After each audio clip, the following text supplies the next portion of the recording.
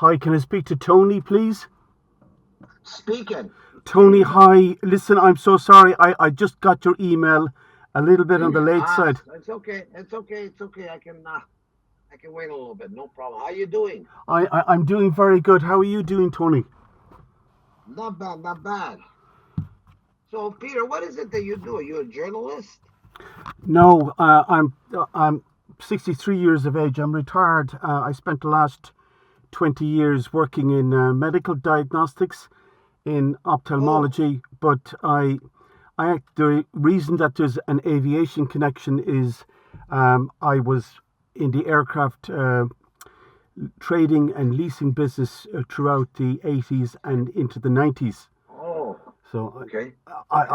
I've done lots of things, but Yes. the aviation connection has always been there with me, and I'm also a history buff. So if you combine aviation and Yeah. history, Yes. Yes. Got you. Got you. that Well, here we have a company called TAP, and we own a plumbing and heating 24-hour service. So, like, we're extremely overwhelmed with business.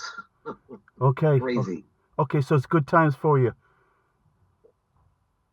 Yeah, it's good and bad. It's good Okay, and bad. you're in a place called Woodbridge, is that correct? Woodbridge, yes. Yeah. That's Toronto, Canada. Yeah, Vermont. I've been in Toronto several times. I used to travel to Montreal on a regular basis because I Oh, mentioned that wow. I was working with the aircraft leasing company in Shannon. Shannon is Okay. a special zone for aircraft leasing. It's got a special tax Yes. designation. But the company that bought us out were Canadian. They were called Lavalin. I, Lavalin. Oh, I've heard of that name. yeah, a big civil engineering company. They used to big projects like metros in Turkey and Yeah, yeah, yeah, so yeah. they got us from the pure trading and finance leasing business into ops leases, which is where you were actually buying the aircraft. But uh, Yeah. about 2 years after they bought us out, things didn't go well with a fleet of A310-304s, which were strangely Yes, enough yes, yes. Canadian. They were belonging to Yeah. war there, and it closed down the company. But a friend of mine from Limerick, who's now living in the States, was living in the UK at the time. He secured the rights to sell the aircraft, and those aircraft wound up with the Canadian Air Force. Okay. Uh, Wow. so that's the Well, story me there. and my brother are out here. Me and my brother out here. He owns a bakery. He actually went to Italy now just to see, take some time off. But we've always been interested in this plane accident. Yeah. Now, both of my parents are alive. My dad just got diagnosed with Parkinson's, but he still understands. And since the last time we spoke on email, I got really interested. You wrote a book and everything, right? It was recent, 2024. I actually went over and sat them both, and we started to talk about this, right? Mm-hmm. And I said, and he remembers he called him a priest, but I think it was the monk. It was that he's talking about on that plane. There was a monk on There that was. plane, Yeah, a I can tell priest. you. I can tell you about Yeah, the monk. The monk was a yeah. Capuchin monk from Tuscany, and Yeah, and he passed away after, correct? he did. Yeah, that poor man. His flesh literally he was like a candle, and um, Yeah. he was going around giving last rites to, believe it or not, dying human beings and dying sheep. He couldn't tell them Yes. apart. It sounds Yeah. horrific. I kind of said that to my father, and he says the priest was also in the hospital. He can't remember the name of the hospital that they were at. Yeah, I can tell you about the hospital. This is where it gets really weird. The hospital where they would have been taken was the The regional survivors. hospital in Limerick, which is the hospital I spent 19 years working in. And Oh my God! Wow. in 1960, that hospital was brand new. It was only just opened up. Oh my God. But now he also then I kind of said, Paul, like what happened, right? And he started talking about this lady that he pulled my mother out of the seatbelt, undid her seatbelt and pulled her out, right? And instead he said he saw he felt like there was water and mud on the floor. And I've heard this story a couple of times when he's telling us and other people that have asked him. And then he said he had another lady went back. He went back for the other lady, and he kind of like ripped her out of the seat and everything, and pulled her out, and which now this lady here, I don't know where she is, but years after the accident, she flew to she lived in New York because her son was there, and she came back here to Toronto to visit my dad with her son. Ah, okay. But you can't remember the name, and but the problem is, Pete, that when I mentioned my sister, that was the final say. He said he just broke down in tears. Of course. And just shut down. Completely shut down. My mother too. Yeah, I mean it's going to be something you can never escape, but it's always there. Can I just backtrack Can I just backtrack on your parents for a moment, Tony? Yes. They were Italian. Where in Italy were they coming from? They were from Cosenza, Calabria. They were from Calabria. Calabria. So it was Mondalto was a city. Mm. And then they went by train to Naples. And then Naples to Ireland, which got refueled. And then I guess Ireland was going to go to Canada. No, it was going to Gander. And then Gander. Then it would fly to Idlewild Airport, which is JFK. Yeah. Have you met anybody else that survived this crash and reached out to you? Now, on September the 5th, I've just put an update up on my YouTube channel about the book because it's obviously now going to go through an update. I have a family that are coming from New Jersey and New York. And the Reiners? They're the Reiner family, yeah. It's two brothers that are coming. Okay. Their mother is still alive. And I think the mother was, she was about a girl of 12 years of age at the time. On the plane? Yeah, and she is still alive. The two lads are coming over on September the 8th, and I will take them to the place. It's called Clonlohan Cemetery. Yes. Now I can give you some information this in a few seconds. So I'm meeting the two boys. I was hoping that somehow that they might bring the mother over, but I think it's too much for her. Because the Reiner family were a Jewish family from Hungary. Okay. And they had been in Tel Aviv for some time, and then they moved. But the crash for So it was only her traveling on the plane? It was only her traveling on the plane? No, she... the family was split in two. Half of them were killed. Oh, wow. Yeah, so it was devastating for them. This man's grandmother died in the crash along with other siblings. So it was devastating for them. But when I started looking at this flight, the first family I have come across that I'd love to get in contact with are a family called Lisi. And Lisi, okay. Yeah.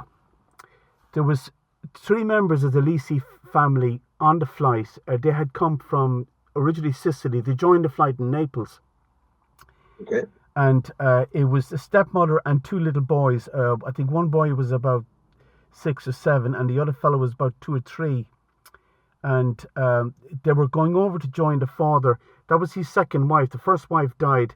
He went back to Sicily. He met this girl. I was listening to that part. Yeah. Yeah. I'll tell me you're on YouTube. Yeah. Yeah. So what happened? What happened with the Lisi family seems to be replicated across the whole passengers on that aircraft. There was an awful lot of families that were just broken in two. Yeah. There was a relative of FDR on the flight. Her name was Pallavicini Creel, and she was only just married, and she. They don't have the manifest for that. I have the full crew details. No, not the crews, but the passengers. Oh, the passengers. I can cobble it together out of newspapers. I can put it together. Yeah. Now, your family's name is Russo. Russo, Russo. Yeah, you see, the Russo came up in the newspapers. I eventually secured newspapers from the day, and a lot of people My have mom been is very good to me. Francesca. Francesca. My mom is Francesca. My dad is Pietro. Okay, I'm just going to write this down, okay? Yeah. No. Go ahead. Okay. So your mother is Francesco. Francesca. And your dad is? Pietro. Pitro. Okay, that's an Italian Pietro. Peter, is it? Yes. Yeah. And my sister was Antonetta.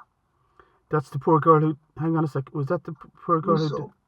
Antonetta? Yes. How old was she? She was born in 1958, so she had just turned 2. Oh, God, help us, yeah. Yeah. Oh, God. Oh, God.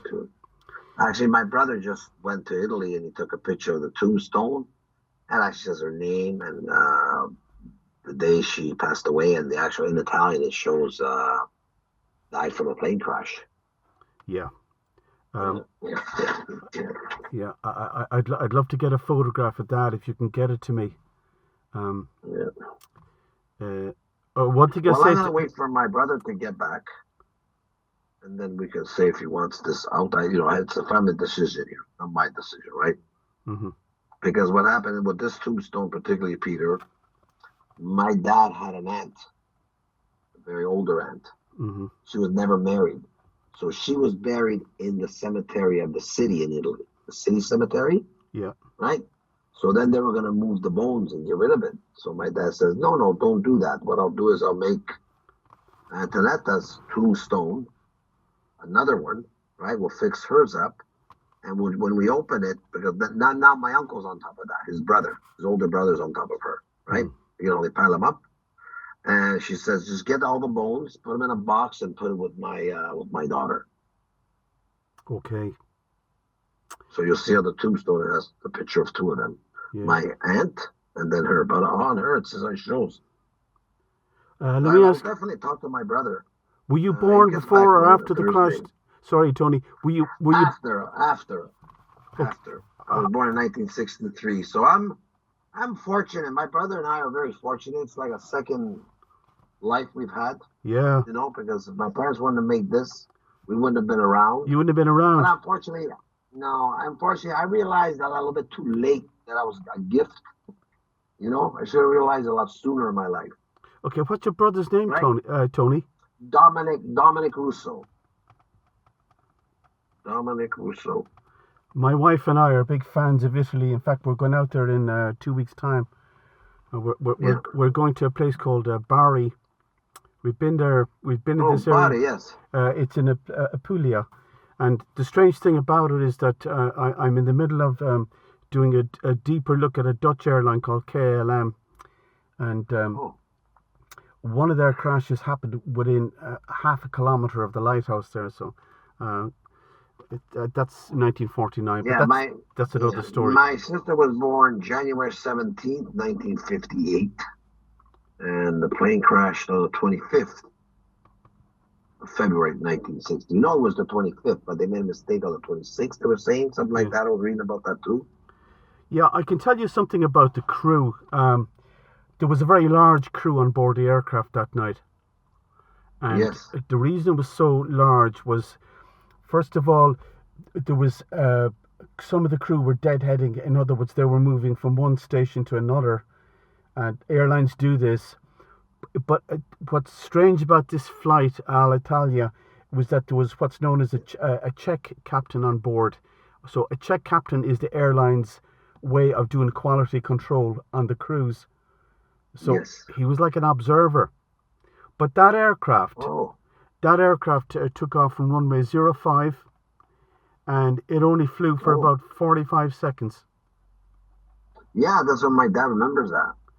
I remember that. It was like a quick up and down.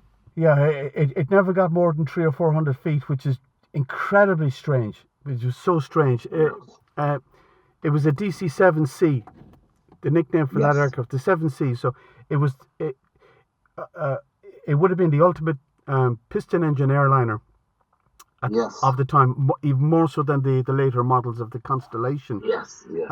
Yeah. So it was a very new aircraft, but the year that the accident happened, Alitalia was just making the transition from propeller-driven aircraft to jets.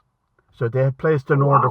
They had placed an order for DC-8s, and they would have been themselves and KLM would have been the first in Europe with the DC-8. So had this crew survived, the likelihood is that they would have retrained on the DC-8s, and the aircraft that crashed.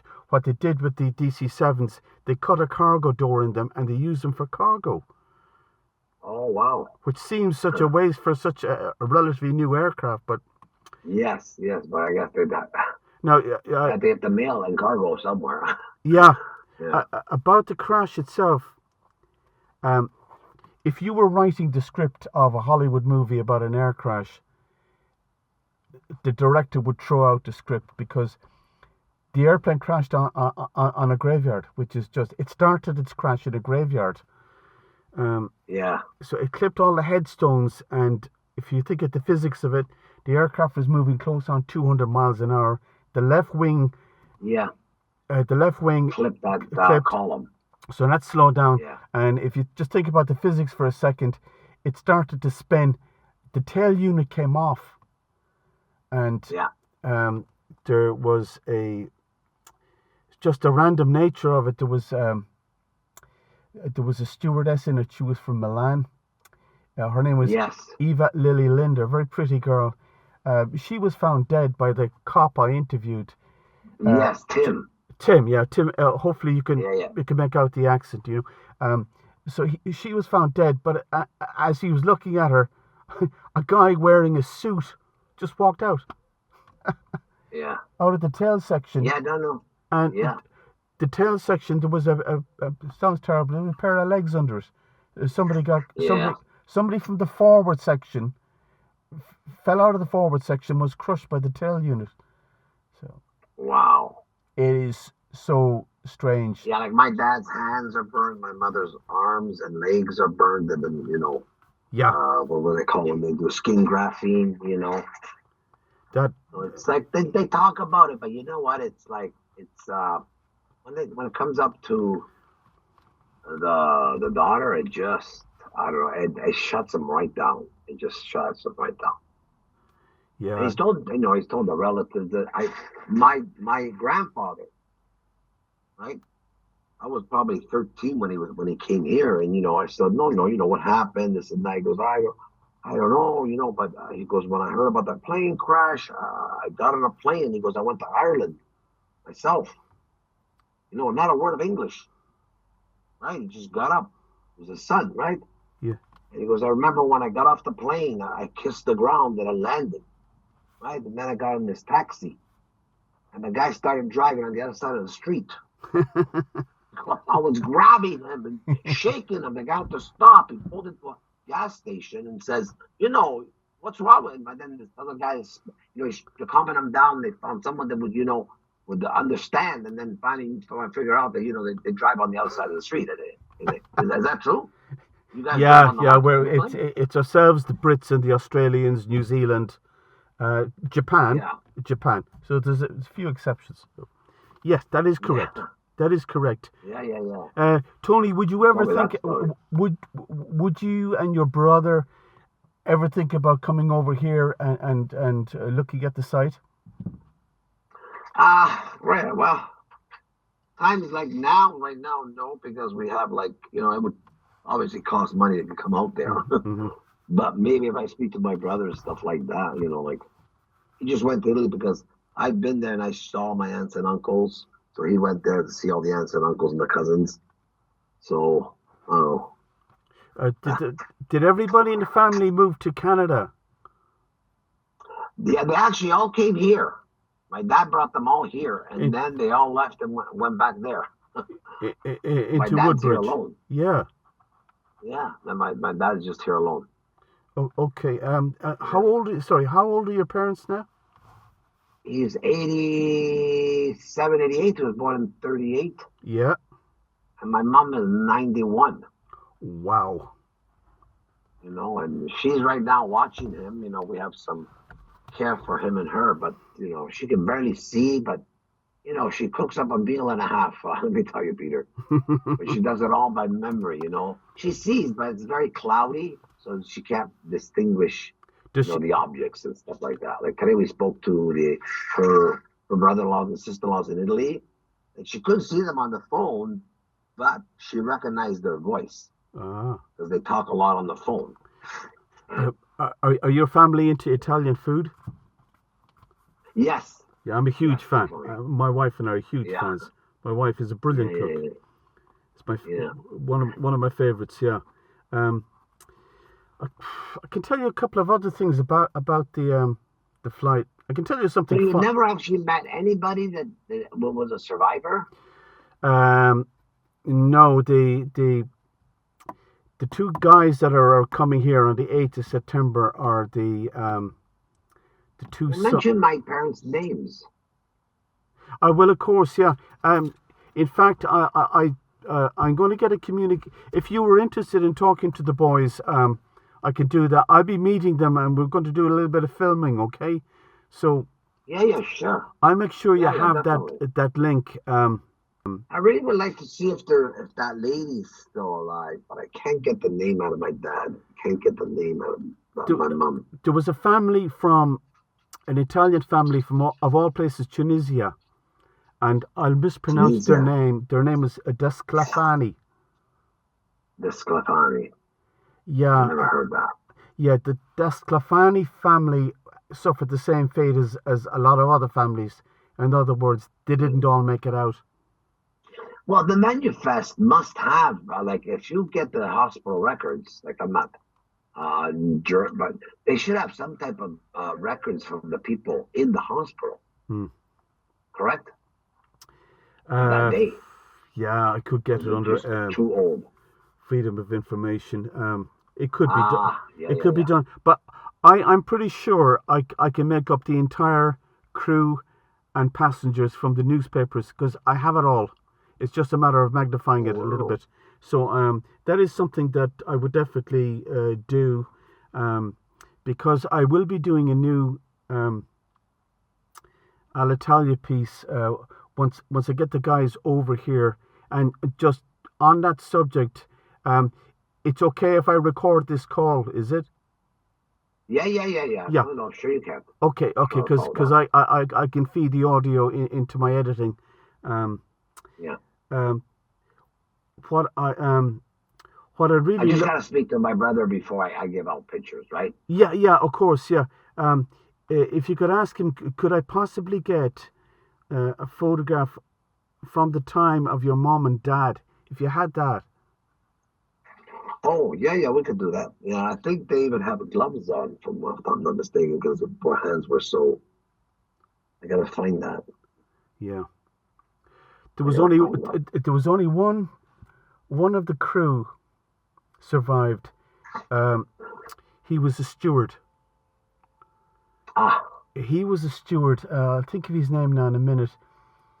The cockpit crew. Did the monk die on site? No. Strangely enough, there was an Irish priest that came on the site. His name was Father Comerford, and he was from the next village. My dad was mentioning about this priest. Yeah. About this priest all the time. So he joined forces with the Italian monk, Father Giuseppe. I'll think of his last name now in a second. I'll think of his last name in a minute. And he was side by side. And as I said, Father Giuseppe was sadly just the flesh was dripping off and was terrible. Really terrible, In the hospital after they got put into the hospital before? No, this is on site on the night. On site on the night. Oh, wow. Yeah. Wow. It's hard to believe. I was trying to get some information from my dad about that, but it's I think the most worst he just shuts down, and of course. Even my mom. I can tell you something else about it. Okay, the land at the time was owned by a family called O'D. And OD? yeah, the O'D's house was called Waverley House. Yes. Waverley House was, had the airplane been slightly higher, their house would have been taken out. It was on a rise, and there was 2 sisters and a brother. One of the sisters was a recently qualified nurse, and they had a brand new Volkswagen Beetle at the time. They drove down through the fields to get to the site, and that nurse, her name was Irene O'D, and Irene literally pulled victims out of the flames, and she was aware of a little kid running around looking for his brother. So that, I think, was one of the was the Lisi boy looking for the I think it was the older brother who was killed, and the stepmother survived. So another awful situation. Well, the only thing that got me interested in to give you a call, Peter, was that I seen the date March 2024 about the book being published. And I said, oh, wow, there's going to be a book. It just recently got published, so I must, let me call. Otherwise, I didn't know who to call. I didn't, The book... that's the reason why. Yeah, I have sold thousands of copies of this book. It's just, I'm rubbing my eyes. But the thing about the book, and I kind of knew it from day one, once the book got out there, I knew I would be going through various editions as I was meeting people. Yeah. And that's the way it happened. And I'm glad it's like that. So the next edition of the book is going out in November, the 2026 edition. But just getting back to the nurse, Irene O'D, I can send you an RTE, the national broadcaster. There was only radio at the time. There was no TV. So they sent down a journalist, and she was interviewed. Now, it's not great sound quality, but you can hear her talking on it. That girl got married shortly after that, and she had 2 sons, and she was killed in a car crash. Oh my God. And the 2 sons, I did a presentation at Clare Museum last December. The 2 sons were in the audience. So when the mother's photograph appeared on the screen, that's my mom. But she was awarded a Medal of Valor from the Italian embassy in Dublin. They came down and awarded it. So the family don't know where that's gone. They don't know where it's gone. I spoke to her daughter. They were never able to put their hand on the medal that she got. The skipper of the aircraft was a guy called Luigi Gentile. Yes, he was the pilot. Yeah, a serious aviator, because he was decorated twice by Mussolini. And he was it an air from pilot or air from something, or nobody knows. What were they trying to do on the turn? Nobody knows. And obviously back then, Tony, there was no such thing as cockpit voice recorder. There was no black boxes. They had no flight simulators at the time, so they couldn't kind of replicate what happened. So it's just a guessing game. A couple of the Shannon crashes are like that. Nobody quite knows. But what a shocking thing to happen. Oh, definitely. My God, there was a lot of I've always told people, that my parents, and they've always said, oh, and they've even looked for stuff right on the internet, and they found it. It's, oh yeah, we found the crash. We found, it was a lot. But this one here really caught my eye because it was just recent. Was it 2024 March? Yeah. About March. Yeah. Yeah. So you had said you sent me a PDF format. I sent you the book on PDF. Did you get the link? Oh no, I didn't get that link. Okay. What I'll do is I'll send it this evening to you, Tony. Okay. Yeah. What time is it there now, Pete? We're just hang on. We're just 7 minutes after 7. Oh, so it's I'll send you the link. I can send you the link again. I'm using a free version of a thing called WeTransfer, so it only stays alive for 3 days. So you have to download it within 3 days. But the Oh, downloader, okay. if you have a computer or a laptop, that's the best place to Yes, do it. definitely. Um, Yeah. Yeah, and then my brother will get back and I'll ask him if we could send you the picture of the tombstone that she was the one that did make it. Mother, father, Peter Russo, Peter Russo. You could even include that if you want. We'll see what my brother says.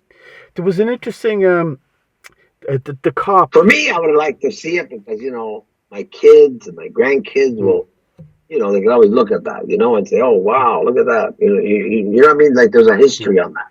There was a strange thing happened. I actually, before I did the presentation at Clare Museum, I got a phone call from the curator, a guy called John Radigan, and he said to me, "You're the guy who brought this book out," and he said, "Will you come out to the museum to look at these photographs?" And I said, "Yeah. What are they?" And he said there was a cop, a policeman, who donated the Ah, photographs to the museum, and uh-huh. I've got a background in media anyway, so I said, okay, I'll come out and look at them and try to salvage them, and using Yeah. AI, so Yeah, yeah, yeah. I have extensive editing here, and there was one remarkable family. Sorry, it was a husband. It looked like a husband and wife. There was only a few that I could repair. The others were way too badly damaged, but it's very strange to see a photograph of a couple, and I can send it to you. Yeah. Nobody knows who they are.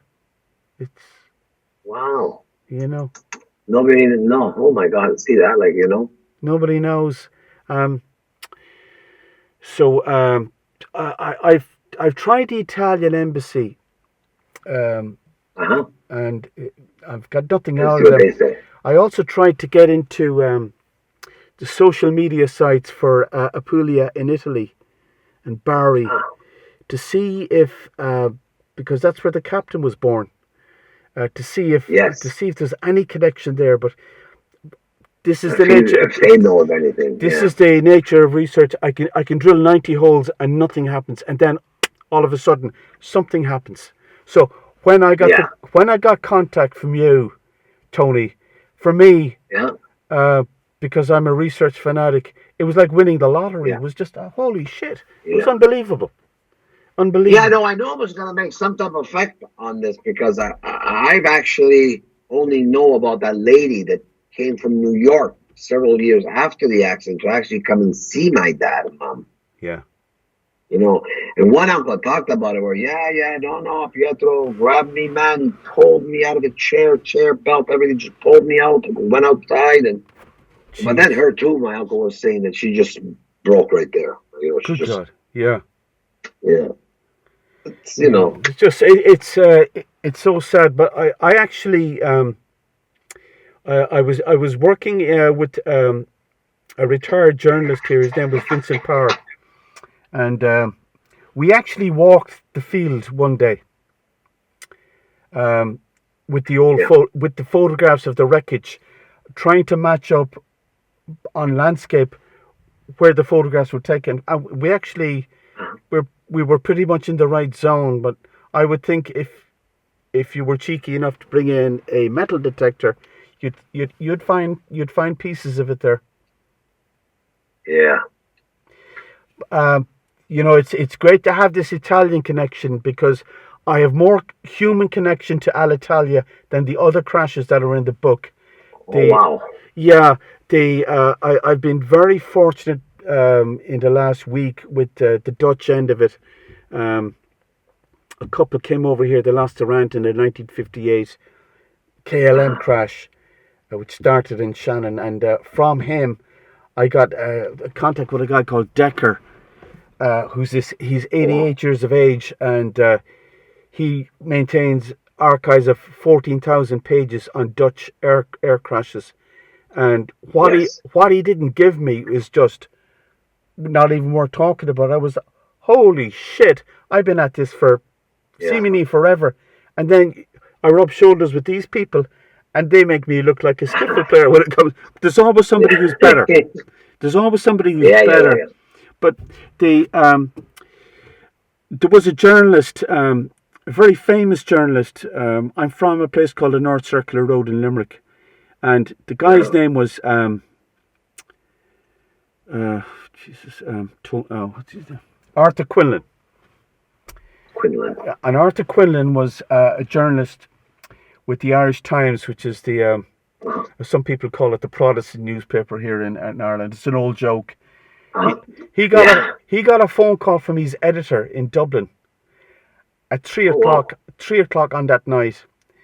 He came down in his dressing gown and picks up the phone ringing in the hall. Nobody had extensions in those days, and he was said, I want you to get in your car and go to look for this. And he got into this little Austin A7 out over, at the time, tiny little roads past Bunratty Castle, over the Humpback Bridge, out to Newmarket and Fergus, and he could see the fire in the distance. So he turns off the Newmarket and Fergus road down towards the crash, and he said to me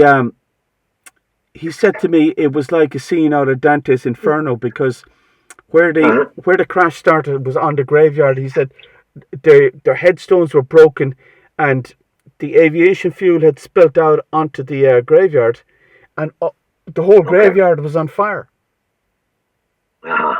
You can imagine that scene. Wow.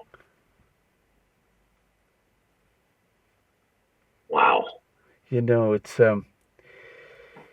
extraordinary. So I just lost the thread. I just got another call from my computer. Sorry about that. I was reading a call on my computer. No worries. I won't keep you much longer.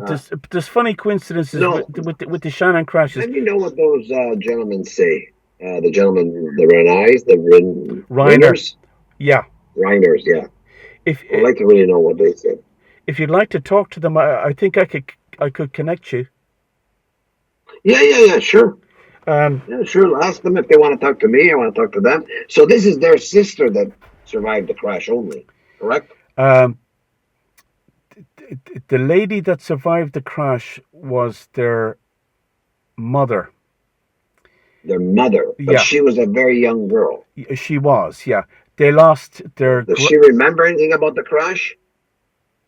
Oh, she does. Yeah. Absolutely. Yeah. Yeah, no, she's as clear as a bell. She is... Any burns on her and stuff? Oh, yeah. I think her hands are burned badly. Yeah. So it was the lad's grandmother died, and her name was Judith Reiner, and I think it was... So how old was she? 12? She was about 12. Yeah, that's right. On the plane. She was the only survivor of that family. Yeah. Wow. So definitely. Definitely ask them if they want to talk or something. Yeah, sure. There's no problem. Connect you. I could do that. But the two boys are coming over because they're a bit like you. It's something that happened within the family. Things happen within families that, they're there and they're kind of brought out. They're so painful. They can only be brought out every now and again. You know what? Friends of mine that I told them, they go, "Oh my God! Like you ought to be happy that you're alive." I go, "Yeah, sure. I'm every day I think about it." It's kind of a miracle. My parents wouldn't have made that. It's a miracle. It's a miracle for me. It really is. Yeah. It really is. It's a gift. Yeah, it's just it's the steward who survived. The crew member was a guy called Di Leonardo. Di Leonardo. He was the only one. He was the only one. The co-pilot was a guy called Prati, Prati. Yeah. My dad even talks about him being at the hospital with the priest. Yes. Yeah, that poor man. I think he was gone within two or 3 days of it. Yeah. Unfortunately, the thing with burns like that, apart from all the damage, it's actually infection. Because when your skin is burnt, infection they get through. Nothing's to cover your body, right?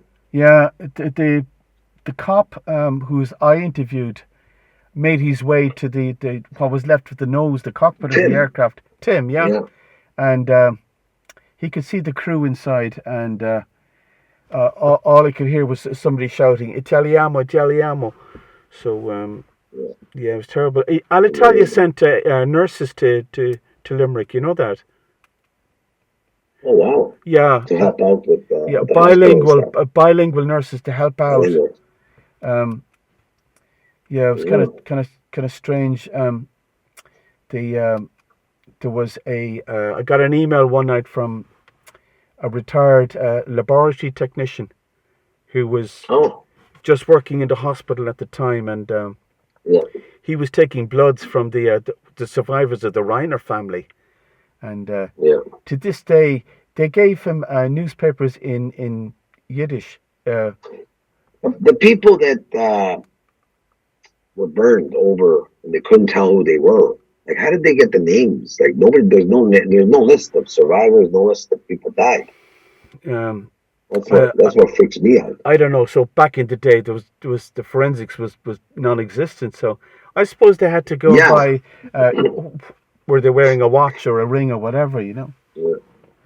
But I'm sure that the newspaper journalists, after a week or so, because I think my dad was in the hospital for 2-3 months.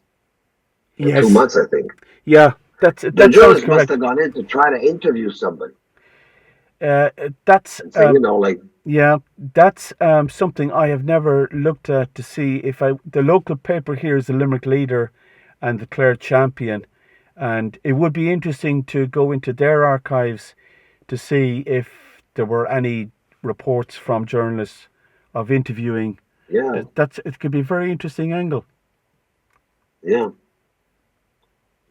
But they all right, Pete. Yeah, listen, I Tony, have to get going. It was a pleasure talking to you. Likewise. Yes. I can't thank you enough for making this connection. No, thank you. Not at all. No, yes, no. Thank you. It's life is strange the way you yes throw a stone into a pond, and the next thing these ripples start moving out.